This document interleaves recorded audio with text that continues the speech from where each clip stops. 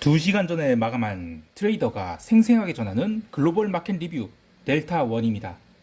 드디어 미국 시장이 조정이 시작된 것일까요? 우리 시장도 410선까지 밀려났는데 다시 현물 매도가 시작된 것일까요? 아프가니스탄 카불 공항에서 폭발이 일어났다는 뉴스가 SNS에서 확산되고 있는데 이것 때문에 시장이 밀려난 것일까요? 시장이 맥을 짚어주는 트레이더의 관점을 이야기합니다. 먼저 아시아 세션 갑니다.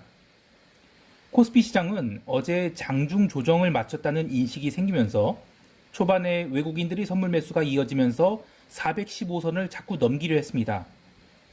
415.50포인트는 직전주 주봉이 시가이기 때문에 그 자리를 넘기려면 아주 강력한 매수세가 필요한데 오늘 장 초반에 들어왔던 매수세는 신규 매수라기보다는 기존에 끌고 오던 매도를 걷어내는 의미에서의 매수세였기 때문에 상대적으로 그 강도가 약했습니다. 결국 415.5선을 넘기려는 시도가 여러 차례 있었지만 추세적으로 이어지지는 못했죠.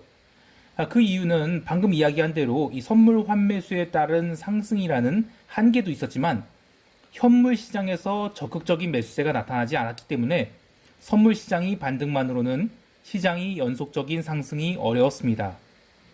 그리고 오늘 한국은 이 금융통화위원회가 열리는 날이죠. 물론 금리 인상은 예견된 일이기 때문에 채권 시장이랑 이 통화 시장은 사실상 선반영되어 있었어요. 그래서 혹여 둘 다 장중에 금통위 금리 결정으로 시장이 빠르게 움직이면 이건 역추세 매매를 해야 되겠다라는 생각을 했는데 이 채권 시장이랑 통화 시장은 프로들이 세계죠. 금리 인상 발표되고 나서 한국물 LKTB 그러니까 그 10년 국채는 일시적으로 늘렸다가 시간 지나면서 바로 낙폭을 만회했고요. 또 달러원도 일시적으로 원화 강세가 나왔다가 다시 강세분을 돌려줬어요. 이렇게 이 프로들이 매매하는 채권 시장이랑 통화 시장은 매매할 사이즈가 나오질 않습니다. 미리 다 선반영했기 때문에요. 코스피 시장도 사실 금리 결정은 별다른 영향이 없었어요. 저는 코스피 시장에서 금리 결정으로 금리 인상으로 지수가 쫙 빠진다 그러면 좀 담아볼 생각도 있었는데 사실 증시도 바로 반응은 없었어요. 근데 이제 그 뒤로 증시가 급락이 나온 게 아니라 솔솔솔솔 밀리기 시작합니다. 외국인들은 이 파생 시장에서 포지션을 계속 축소했지만 현물 시장에서는 주식 매도를 늘리기 시작했는데요. 금리 결정 이후 본격적으로 매물을 내놓기 시작하면서 시장을 눌러놨고요. 11시 이후에는 외국인들이 선물 매수마저 순매도로 전환시키면서 지수는 레벨 다운을 해버립니다. 그렇게 11시부터 12시까지 선물 매도로 인해 시장은 409.80선까지 눌리게 되었는데요. 전일 저점권마저 깬 수준에서의 그 눌림이 나오는 동안 시장이 과연 이게 언더 슈팅일까라고 해보면 사실 옵션 시장에서는 전혀 슈팅이 안 나왔거든요. 그래서 이거는 시장이 오르지 못한 이유와 마찬가지라고 봐요. 그러니까 선물 매도가 공격적으로 나왔다기보다는 지금까지 끌고 왔던 선물 매수를 청산하려는 쪽, 그리고 더 오래전에 끌고 왔던 선물 매도를 치우려는, 그러니까 둘 다 이 길이 그 잭슨홀 컨퍼런스를 앞두고 양측이 계속 포지션을 줄여가는 과정이었기 때문에 급락이 나오지 않았다라고 할 수 있겠습니다. 그러나 이번 주 내내 걱정되는 것은 개인들이 풋옵션 매도 포지션을 계속 늘려가고 있다는 것인데 어제도 개인은 외가격 풋옵션 매도를 늘려가서 레이쇼 스프레드를 강화했다고 할 수 있겠습니다. 반대로 외국인들은 외가격 풋옵션 매수를 계속 늘렸는데요. 특히 선물 매도를 청산하면서 풋옵션 매수로 전환하는 것이라 이 지수 하락에 대한 포지션은 유지하면서 지수가 상승할 경우 손실을 제한하는, 그러니까 이 정도면 변동성이 위든 아래든 터질 수 있겠다는 것에 베팅하는 모습이었습니다. 특히 시장이 410선에서 바닥을 형성하고 반등을 시도하던 오후 1시 10분 이후로는 외국인들이 선물 매도 청산이 더 강해지면서 선물 미결제 약정이 감소는 더욱 빨라졌고요. 어제 선물 미결은 하루에만 4,650계약이 감소하면서 새로 포지션을 쌓을 수 있는 총알을 넉넉하게 확보했다고 할 수 있겠습니다. 그리고 그 뒤로 그러니까 1시 10분 이후로는 외국인들이 풋옵션 매수 늘린 게 일종의 풋백 스프레드의 모습을 보였어요. 그러니까 선물 매도를 풋 매수로 전환하는 것이 명백하게 나타났죠. 자, 그러니까 오늘의 흐름은 외국인 대 개인이 진검승부를 앞두고 서로 전열을 정비하는 하루였다고 할 수 있겠습니다.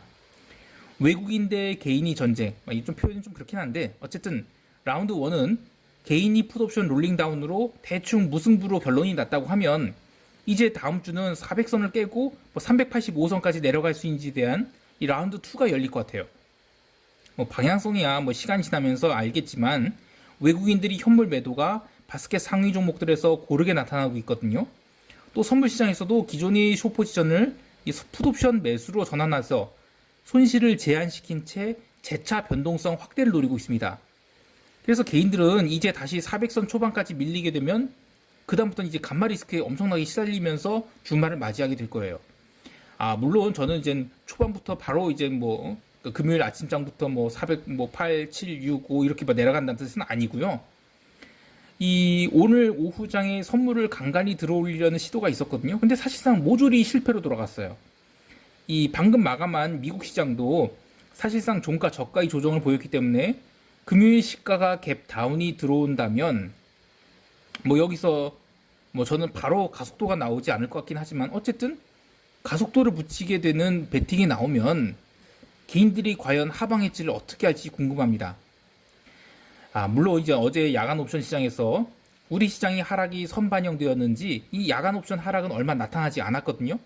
그래서 선물이 408선까지 내려간다면 이 정도는 개인들 입장에서는 오히려 레이쇼 스프레드의 고갈 쪽으로 들어가기 때문에 크게 걱정할 일이 아니라고 생각될 수 있지만 여기서 조금만 내려가기 시작하면 평가 손실이 시작될 수 있는 구간입니다. 게다가 옵션 만기가 2주 남은 상황에서 이번 주는 이 옵션 프리미엄이 거의 죽지 않아 있죠. 그리고 이젠 잭슨홀 컨퍼런스 때문에 이것 때문에 양쪽 옵션이 전혀 죽질 않았어요. 그래서 조금만 밀리게 돼서 끝나면 평가 손실이 발생하게 돼요. 그래서 그 리스크를 안고 주말로 오버나이트 되기 때문에 금요일에 시장 드라이버들이 어떻게 운전하는지에 따라서 시장이 반등할지 아니면 언더슈팅. 그러니까 언더슈팅이라는 얘기는 개인들이 풋옵션 외가 매도분을 조금이라도 손절을 하게 되면 롤링다운을 다시 하는 거죠. 그러면 이제 그 리스크를 줄이게 되는 그런 손절매가 나오면 언더슈팅이 나올 수 있습니다. 어떻게 될지는 시간 봐야 되겠죠. 자, 여기까지 하고 유럽 세션 갈게요.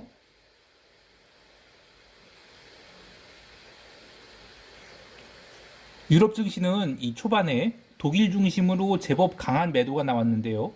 이는 홍콩 세션을 포함해서 아시아 증시가 제법 큰 하락을 보이면서 하락 출발한 것이고 그렇게 첫 30분 동안 조정이 나온 다음에는 또 빠르게 낙폭을 회복해버렸습니다. 미국 지수 선물도 이 아시아 세션이 조정을 따라가면서 초반에는 하락이 나왔었던데 이 유럽 세션에서 반등이 나오니까 낙폭을 거의 다 만회를 했죠. 이후 유럽 증시는 큰 변화 없이 약간의 조정으로 마감되는데 장중에 연준 총재들이 발언이 나올 때마다 일시적으로 조정을 받긴 했지만 올해 투표권이 없는 양반들이 떠들어 봐야 의미가 없는 것이고 결국 내일이 이벤트를 앞두고 한국 시장의 흐름처럼 에너지를 축적하는 하루였다고 할 수 있겠습니다. 통화시장이나 채권시장도 심지어 커머디티도 어제는 조정은 조정이었지만 낙폭이 크지 않은 채 에너지를 비축하는 하루였는데요. 유럽 세션 초반에는 달러가 강세를 보였지만 이 정도는 의미 있는 달러 강세가 아니죠. 기름도 유럽장 초반에 매도가 제법 나오면서 텍사스 기준 67.4달러까지 밀렸었는데요. 이 자리가 어제 이 원유 재고 발표가 나오면서 시장이 바닥을 지지고 올라온 자리죠. 유럽 시장이 반등하면서 기름도 조금씩 오르기 시작해서 미국 세션 초반에 조금 눌리기도 했지만 어제 전반적으로 그냥 의미 없는 하루를 보냈다고 할 수 있겠습니다.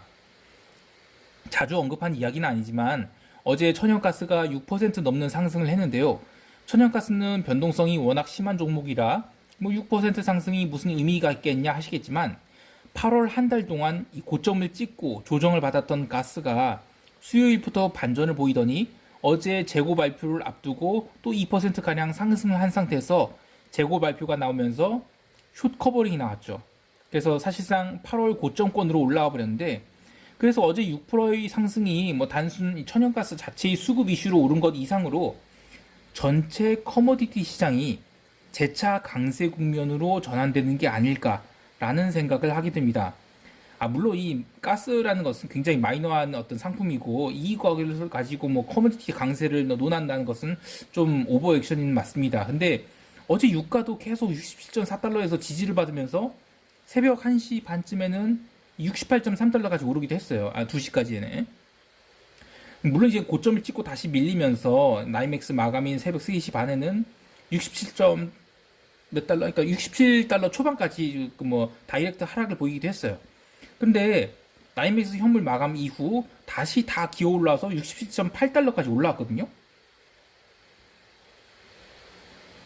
이번 잭슨홀 컨퍼런스에 이 시장이 관심이 쏠린 상황이라 커머디티 시장 자체는 뭐 큰 의미를 둘 수 없겠지만 이번 한 주 내내 커머디티 시장이 강한 반등을 한 뒤에 조정다운 조정을 보이지 않거나 또는 장중 조정으로 마무리되고 있어요. 심지어 종가 고가의 반등이 나오는 등 리스크 온이 액션을 보이고 있어서 과연 잭슨홀 컨퍼런스가 시장에 악영향을 주기는 할까? 그런 생각도 해봐요. 그래서 물론 이제 증시는 달라요. 증시는 그나마 달려왔기 때문에 조정을 보일 수는 있겠지만 만약에 증시 조정이 얼마 안 나오지 않는다면 저는 커머디티가 다음 주에도 랠리를 이어갈 수 있을지 모르겠어요. 그러니까 그럴 수 있다고 봐요. 그래서 기름 콜옵션 매도는 아주 좀 신중하게 지금 어떻게 할 것인지 좀 고민을 할 겁니다. 전반적으로 유럽 세션은 그냥 오늘도 조용히 넘어갔다고 할 수 있겠고요. 이제 미국 세션 이야기할게요.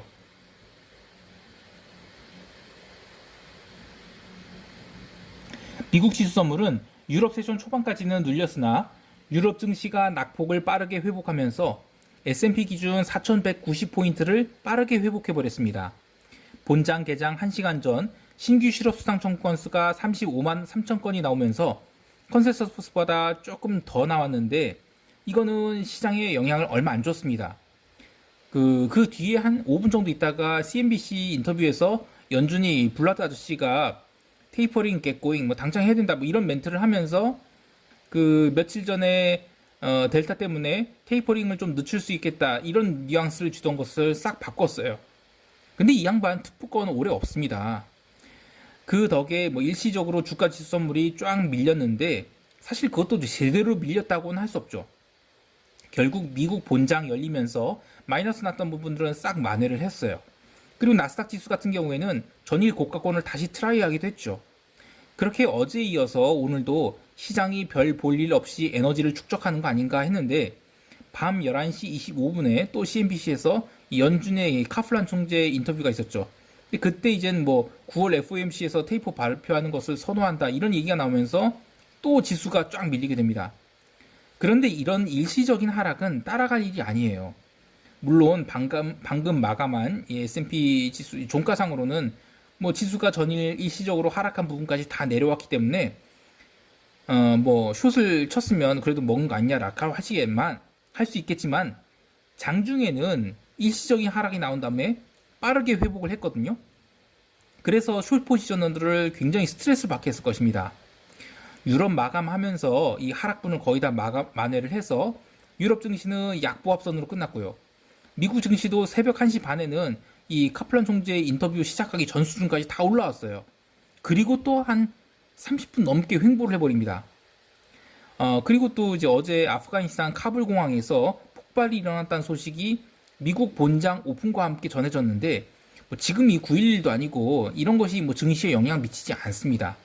물론 시장이 외부 이슈에 취약한 아주 가벼운 상태인 경우에는 일시적인 영향을 미칠 수도 있겠어요. 근데 기본적으로 테러 소식 같은 경우에는 별 신경을 쓰지 않아도 됩니다. 개별 종목 중에서는 빅테크 주식들이 조금씩 눌렸는데요. 구글, 마이크로소프트, 그다음 페이스북 이런 최근에 시장을 견인해왔던 종목들이 마이너스 1%대 내외의 음봉을 만들었다는 점에서 일단 경계 경보라고 할 수 있겠습니다. 이 고점에서 음봉 나온 거거든요. 금융주도 이 채권이 추가 하락에도 불구하고 눌렸어요. 뭐 짜장면 주식도 제법 세게 눌렸고요. 그러니까 전반적으로 그냥 2일 이벤트에 대한 경계감이 여전하다고 할 수 있겠습니다. 마지막으로 미국 시장 변동성을 이야기하면 옵션 스큐가 역대급 수치를 갱신하고 있어요. 이는 이 콜옵션 프리미엄보다 풋옵션이 프리미엄이 훨씬 높은 상태를 이야기하죠. 다들 조정이 올 거라고 생각하고 풋매수 해지를 하고 있다는 이야기입니다. 신규로 해지를 하기에는 비용이 부담스럽고 따라서 시장이 하락을 한다면 급락이 아닌 풋옵션을 이익 실현해 가면서 하락이 나오는 이런 점진적인 하락이 나올 수 있음을 이야기합니다. 반대로 시장이 하락을 하지 않는다면 프리미엄이 급감하면서 지수가 레벨업을 해버릴 수도 있죠. 수요일 밤이 미국 시장이 역대급으로 조용한 시장이었음에도 불구하고 변동성 지수 하락분이 생각보다 적었다는 이야기를 했었는데, 오늘도 사실 S&P 기준으로 마이너스 0.6%대 조정이면 조정다운 조정도 아니죠. 그런데도 불구하고 변동성 지수가 12% 상승해서 18.84포인트까지 올라왔습니다. 이렇게 되면 이제 시장 하락이 출발 자리가 되거나 파웰이 발언으로 이 장중 조정을 준 다음 거기서부터 폭등을 시작해서 주봉 종가 고가를 갱신할 수도 있게 됩니다. 그러니까 양쪽으로 다 열려 있다는 얘기예요. 여기까지 하고 시장 총평하면서 대응 전략 이야기해 볼게요.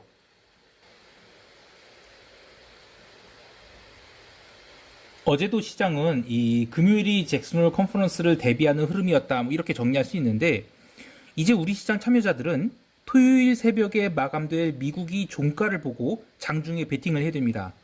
기본적으로는 이 변동성 증가의 흐름이 나올 거라 보는데요. 어제 우리 시장이 먼저 맞았기 때문에 시가 자체는 그닥 밀리지 않을 거라고 봐요. 오히려 빠른 반등이 나올 수 있다고 보는데요. 반등 이후 410선 이상에서 추가 상승을 하지 못한다면 오후장에 다시 밀릴 수 있다고 봅니다. 따라서 이길 시장 하락을 보고 있는 입장이라면 장 초반부터 선물 매도는 포함한 이 숏포지션을 막 키워나가지 마시고, 또 어제 아시아권 증시가 장중 조정을 보인 것을 막판에 조금 만회해서 끝났거든요.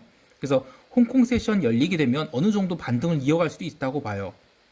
그래서 시장이 더 이상 반등을 하지 못하고 횡보하게 되면 그 다음부터 숏포지션을 고려하시기 바랍니다. 또 옵션 매도는 웬만하면 하지 말라는 이야기를 하고 싶은데요. 다음 주 월요일에 모든 이벤트가 해소되고 나서 그 다음에 옵션 매도를 해도 늦지 않습니다. 그게 콜이든 푸시든 간에요. 아무튼 저는 금요일 한국 시장도 최대한 관망하도록 할 생각입니다. 해외 시장 대응도 마찬가지인데요. 나스닥 선물 매도 2개 갖고 있는 거야 뭐 정찰병 수준이지만 아직도 손절을 한 가격보다는 위에 있어요. 어제와 그저께 매도를 했으면 뭐 이제 평균 단가까지 와서 더 좋은 거 아니냐 하실 수 있지만, 그것은 시장이 아래로 내려갈 경우에 그런 것이고, 트레이더는 시장 대응을 하는 것이 더 중요합니다. 제가 뭐 장중에 치고받고 하는 데이 트레이더도 아니고 이벤트를 확인하고 시장을 따라가도 늦지 않습니다. 기본적으로는 이 잭슨홀 이벤트 자체는 장중 시세에 그칠 것 같아요. 그런데 연설이 끝나는 한 11시나 11시가 아니구나. 한국 시간으로 한 새벽 1시 0시에서 1시 사이, 그러니까 유럽 마감이죠. 그 끝나고 밀리게 되잖아요. 그러면 거기서는 시장이 아무리 바닥이라고 하더라도 따라갈 겁니다. 하락으로요. 반대로 이 장중에 조정을 주고 다시 상승을 할 수 있는 가능성도 열어두고 있어요. 아까 이야기한 대로 이 커머디티 시장이 굉장히 강한 게 저는 그 증거 중 하나라고 보는데요. 그래서 이길 유가가 추가 상승하게 된다면 기름 콜옵션 매도분을 모조리 롤링업을 하도록 하겠습니다.